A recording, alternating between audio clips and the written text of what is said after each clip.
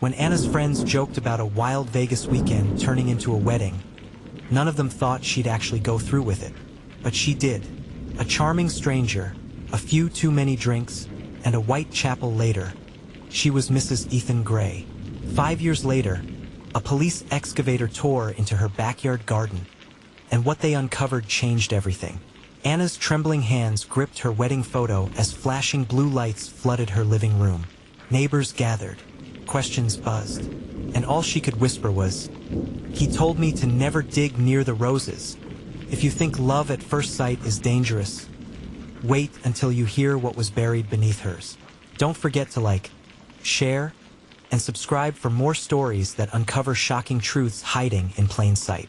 Anna Mitchell was not the type to make impulsive decisions. At 29, she was a quiet librarian in Oregon, more comfortable around books than bar stools. But when her best friend Candace convinced her to take a girls' trip to Las Vegas to celebrate her 30th birthday, Anna reluctantly agreed. She didn't plan on meeting anyone, especially not someone like Ethan. He was tall, with unruly dark hair and eyes like overcast skies, calm, unreadable. They met at a blackjack table in the Bellagio. He made her laugh. He bought her one drink, then another. They talked until the sun rose over the strip.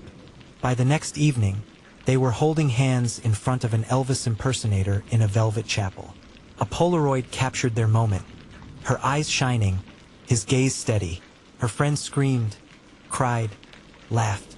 Anna, she felt something she hadn't in years seen. The plan was to annul it, but Ethan said, "What if we tried this for real?"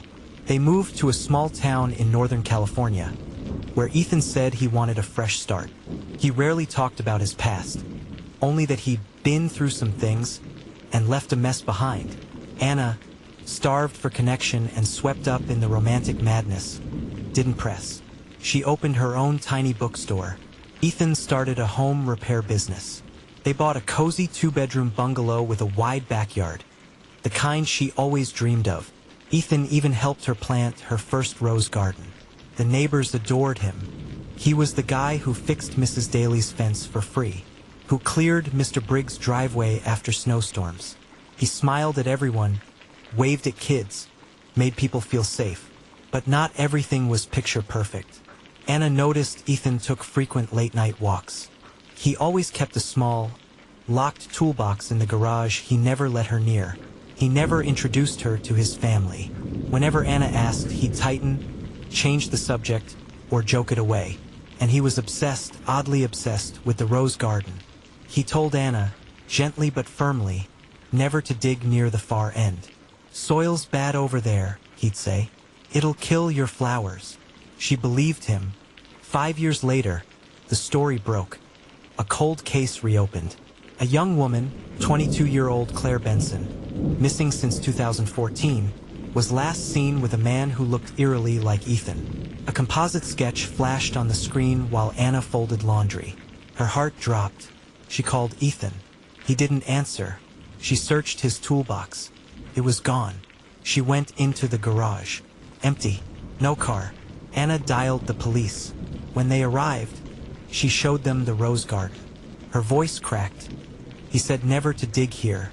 "I think I know why." It took the police less than 10 minutes to find something beneath the rose bushes. A shallow grave.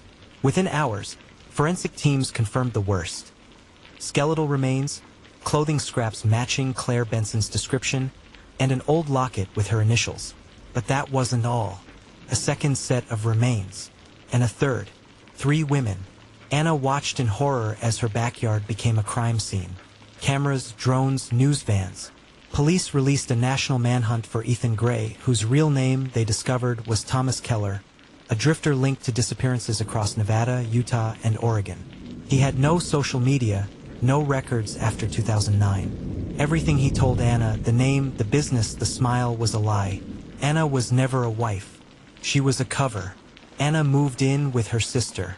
She never returned to the house. The bookstore closed. The rose garden destroyed.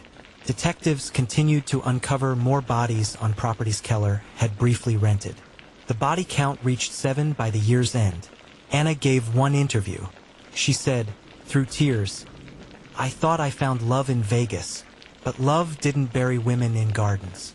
I married a ghost, and now I live with the bones.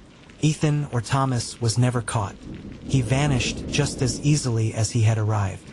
And Anna, the quiet librarian from Oregon, became a household name for all the wrong reasons. She trusted a stranger. She built a life on lies. But was she truly blind to the truth? Could there have been signs she missed? Could anyone? What would you have done in Anna's place? Do you think Ethan planned it all from the beginning? Or did he learn to kill again once he felt safe? Is it possible to truly know someone? Or are we all just stories waiting to be rewritten? Let's hear your thoughts on this. Don't forget to like, share, and subscribe for part 2.